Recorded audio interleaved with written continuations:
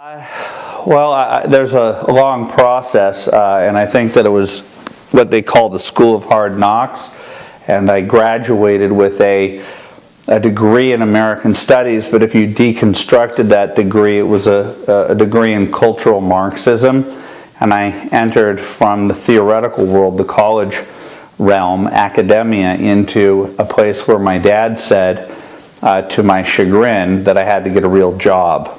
And when I started to work for other people, it became very difficult for me to justify my attitude, which was that the employer owed me the job. And I realized the only way that I would be able to move from point A to point B and to pay for not just my rent, which was a foreign concept, but to have to pay for my shoes, was to actually have to have a skill and work very hard. And once I started to do that, I started to get this thing that they think that children should get in kindergarten with their first set of books, and that was self-esteem.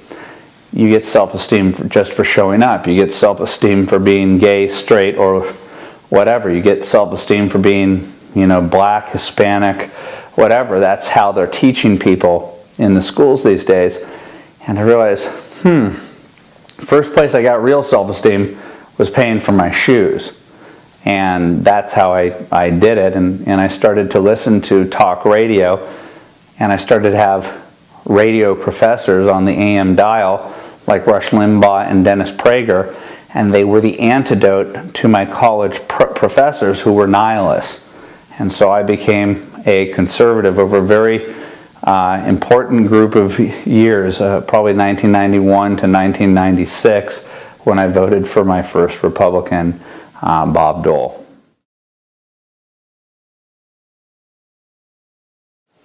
The Democrat media complex is the natural alliance of the mainstream media, the Democratic Party, and liberal interest groups. And I first witnessed the Democrat media complex, which is like The Matrix, in the movie The Matrix with Keanu Reeves and Lawrence Fishburne. I recognized The Matrix in 1991. I didn't know what it was, but I recognized it the first time during the Clarence Thomas hearings.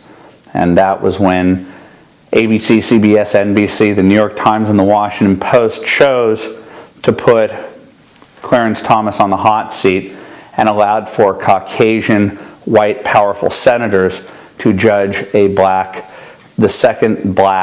the potentially second black Supreme Court justice.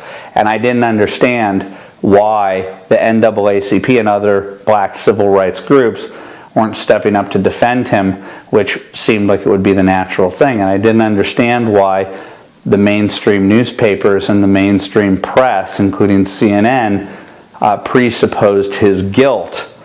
And when I saw that Ted Kennedy was sitting in judgment against Ted Kennedy, and that which they were accusing him of, if proved true, was nothing compared to what Ted Kennedy does before breakfast as relates to women in his proximity that he's not married to.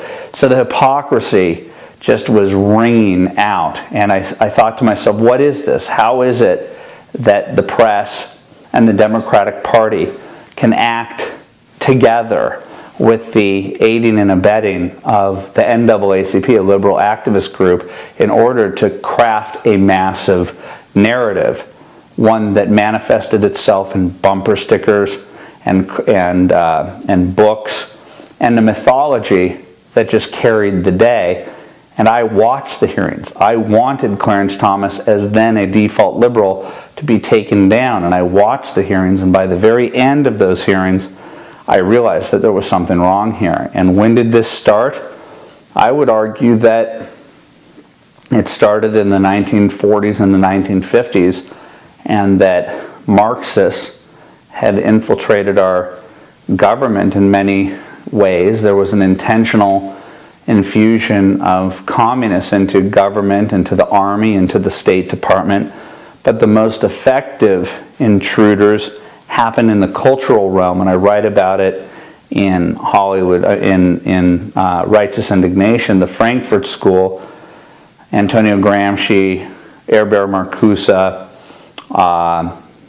Theodore Adorno, a bunch of these guys came to America, and they came from a mindset that translated Marxism from economic terms into cultural terms. And Gramsci believed in this concept of gradualism, as opposed to thinking that you could have a revolution like Che Guevara going into Cuba.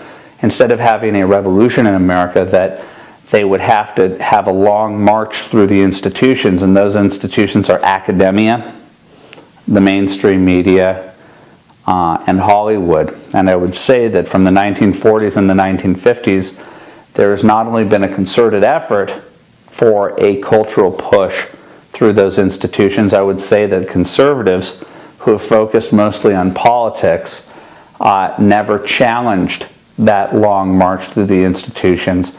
And so for the last 60 to 70 years, the left, without a counterattack, without an attempt to push back, has allowed for the culture to be completely taken over by a left-of-center mindset. And I would argue that the majority at ABC, CBS, and NBC, and the majority in the humanities departments don't even understand why they believe the way that they believe. And I helped create the Huffington Post, and I can tell you it was their intent to create yet another ring in the concentric circles that constitute the mainstream media, and it's almost an endless series of rings. But I felt that it was necessary for a stated and avowed leftist site to exist that would challenge the New York Times, which never admitted that it was a leftist vessel projecting itself as objective news. And I think that the Huffington Post has been one of the most incredible vehicles to expose just how liberal and left of center Pinch Sulzberger's New York Times is. And now I think that the left is now having to grapple with the fact that they've been exposed, that the New York Times has the exact same political DNA on its front page and in its news section as the Huffington Post, an avowed left-of-center site, which has the same exact DNA as Media Matters and other George Soros, John Podesta run organizations. And so right now we are moving away from a false order that has existed for the last 60 to 70 years, and that is the fake objective media. There never was objective media. It was left-of-center media that was crafted as a form of propaganda to tell the people at home through CBS, ABC, NBC, Walter Cronkite being a perfect example, we're just giving you the facts. That couldn't be further from the truth. And being at the Nixon Library, I think that Richard Nixon, to a huge extent, understood that he was under assault from day one. That Woodward and Bernstein, were 100% motivated to get a scalp that happened to be a Republican. And I don't think that Woodward and Bernstein would go as hard after Nixon if he had been a Democrat. In fact, from what I've known about investigative journalists, is that they are part of the aiding and abetting of the cover-ups of scandals that go against the Democratic Party. We are now moving towards a place where we have left-of-center websites, we have right-of-center websites. It doesn't mean that Woodward and Bernstein aren't going to have a scalp, that they're not going to have a future Watergate. It's that we now know that the reason why they felt so compelled to go after that story was there was politics behind it. And I'm totally comfortable with that. I'm comfortable with a more transparent media, because very few people can come to a story, can come to politics as a straight stenographer. Most people are biased and are motivated to expose things.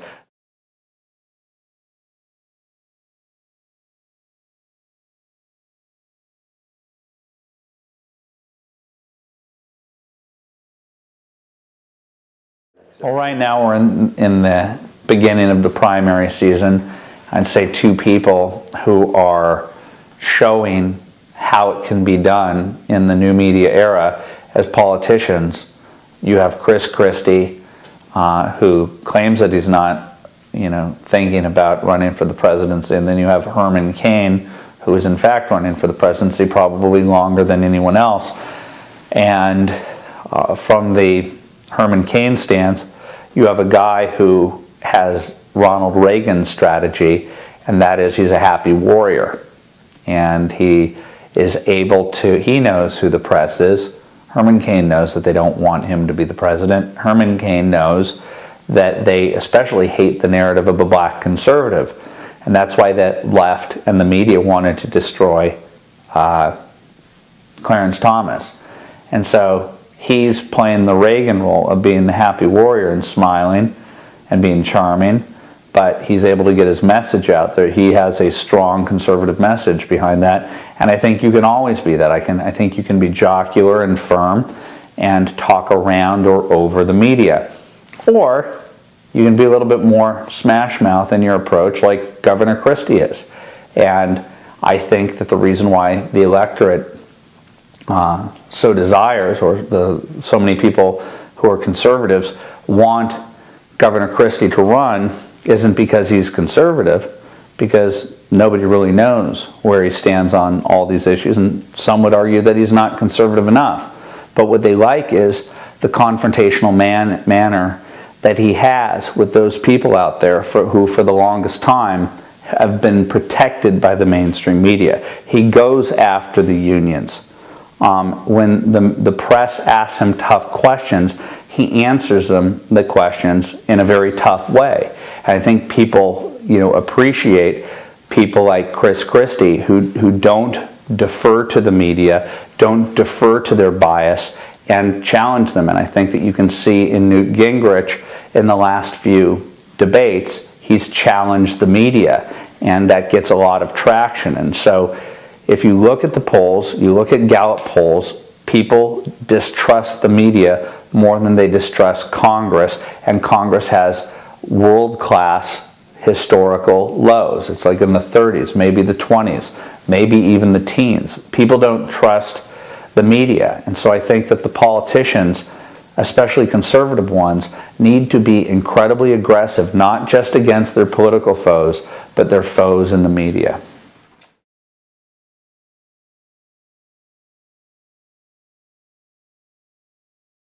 I grew up on the west side of Los Angeles, where the only union presence was SAG and the Writers Guild and the Directors Guild. And I wouldn't say that this is your typical on the waterfront, other than the fact that it was, that it was Hollywood and it was made in Hollywood on the waterfront. But I don't come to my politics with a prejudice against unions. I've just always assumed that unions were a necessary means to an end. But as I've been on the road going to tea parties around the country over the last few years, a movement that I've supported, a movement that I've defended against false accusations of violence and racism that have never, manifested themselves, certainly on the stages where the speakers talk, and certainly not in the audiences where the people clean up after themselves. And from city to city, I found myself walking into tea party events, whether they be in arenas such as in northern suburbs of Chicago in 2010, or whether it be on the outskirts of a tea party in Arizona. I found myself confronted by, or most notably, in Searchlight, Nevada, in early 2010. I've been confronted by unions dressed in union garb, organized by either Organizing for America, formerly Obama for America, or by the Democratic Party itself. So you have unions acting as AstroTurf protest against tea parties, and I've watched them be rude, violent, and quite frankly trying to start and agitate something with these peaceful protesters who are simply asking for limited government, less taxes, more government accountability, yet the unions are threatened by this group at such a level that they're testing the power of the Edmunds decision and they're attacking people. They're coordinating with the Democratic Party to attack people. And so in the last 2 years, this lighthearted guy from West Los Angeles has said, these are bullies. Richard Trumka, Jimmy Hoffa, speaking in the language of violence, acting caught on tape on violence, attacking people. I'm standing up against it, and I was asked about said violence at an event in Lexington, Massachusetts, and I said they're pushing people so hard, and if the lawlessness is going to be met with no Justice Department arrest, especially when it gets to the point in Washington State where unions protesting against a company took people hostage and nobody was arrested. At a certain point, the lawlessness of it all, the lack of the rule of law being honored, puts the American people in a position where if they're attacked, they're gonna have to attack back. That was my point.